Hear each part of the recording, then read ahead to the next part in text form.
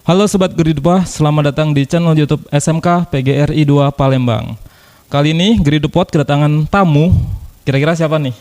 Nah, ini adalah alumni SMK PGRI 2 Palembang. Yuk, kenalan dulu yuk sama sobat kita yang satu ini. Silakan Sobat Wahyu. Baik. Assalamualaikum. Perkenalkan, nama saya Wahyu Cahaya Nugraha.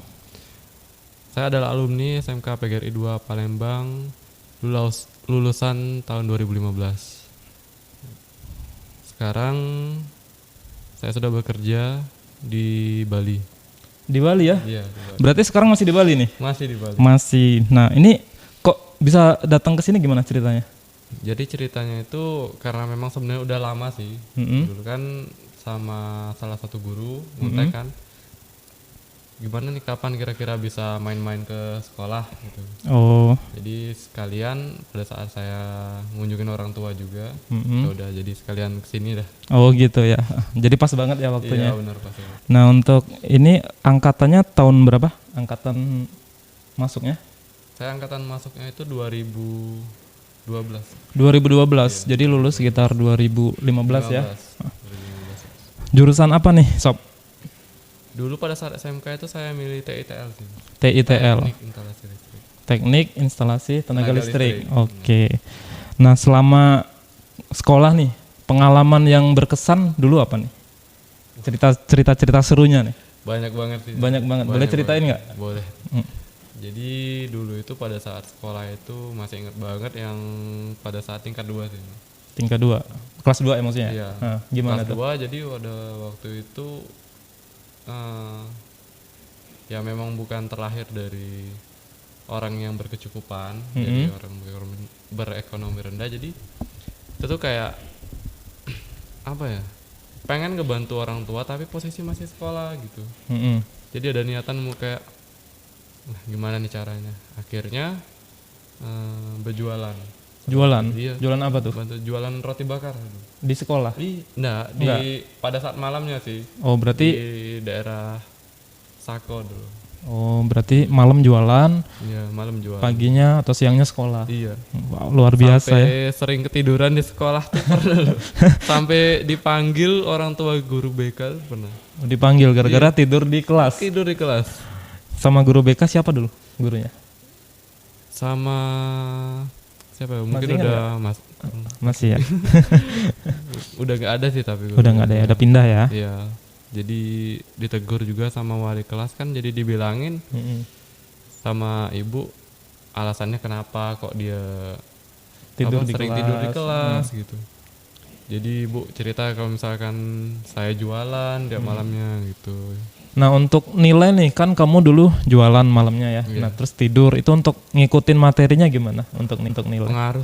Pengaruh ya? Pengaruh banget. Justru malah lebih jelek sih.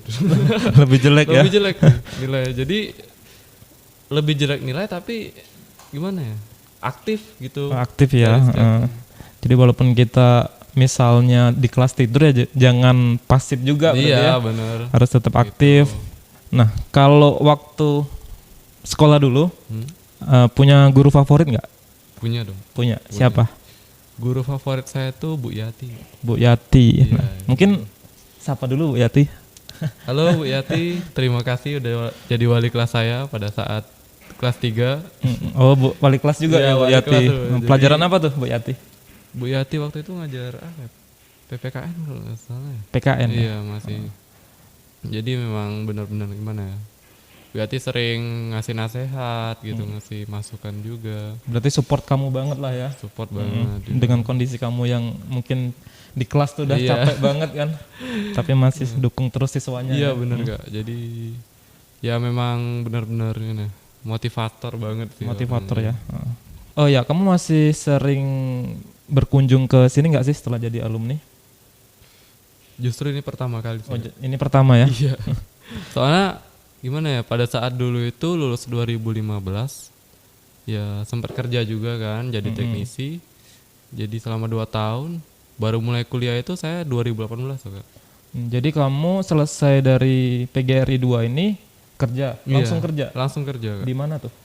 Di Indosari Korpindo dulu, pabrik sari roti Kak. Oh, pabrik sari roti. Selama?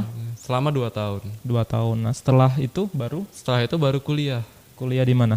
Kuliah saya di Politeknik Kelautan dan Perikanan Jemberana di Bali, Kak. Oh, di Bali. Iya. Jauh banget ya. Di situ berapa tahun kuliahnya? 3 tahun, Kak. 3 tahun. Iya. Setelah kuliah itu langsung magang atau gimana proses? Langsung enggak, kita langsung penempatan kemarin, penempatan Berarti magang. selesai kuliah tadi langsung magang selama Iya. Selama 1 tahun. kontrak juga. Iya, kontrak. Oke. Nanti pada saat ya penilaian lah. Mm-mm. Nah, setelah kamu nih kan lama nggak kesini. Iya, Kak. Nah, terus datang, terus lihat perubahan sekarang gimana? Gimana ya? Kesannya. Perubahan sekarang tuh banyak banget malah justru, Kak. Banyak banget ya. Kaget sih.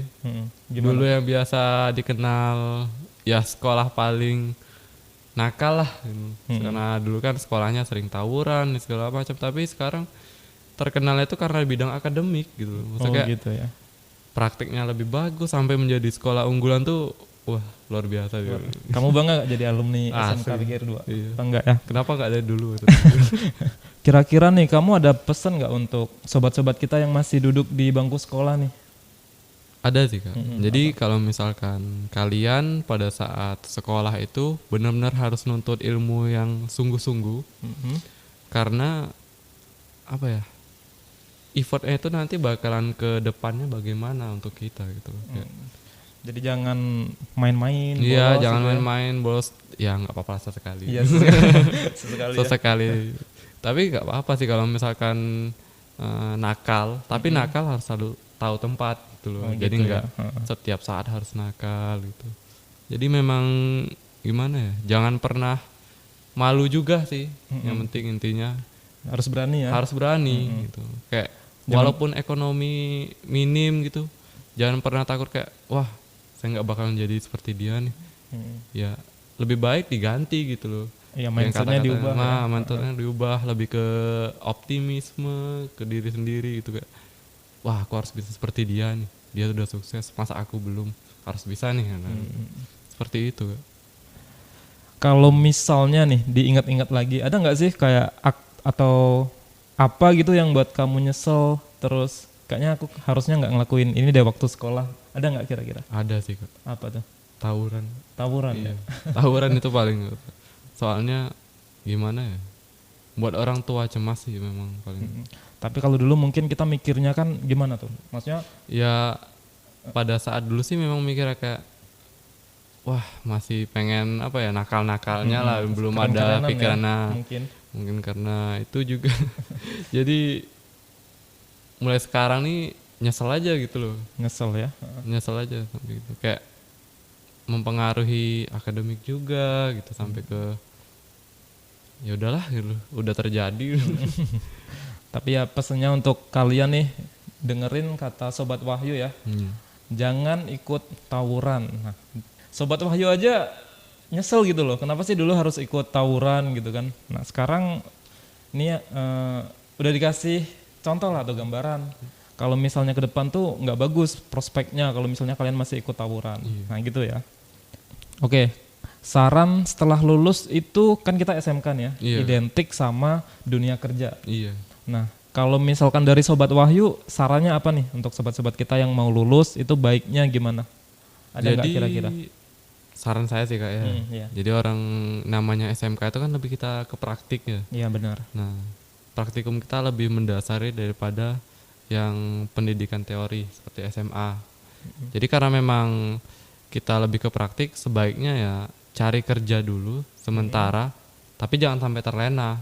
Oh gitu ya. Karena memang udah ngerasain sih pendidikan itu penting untuk yang di zaman sekarang.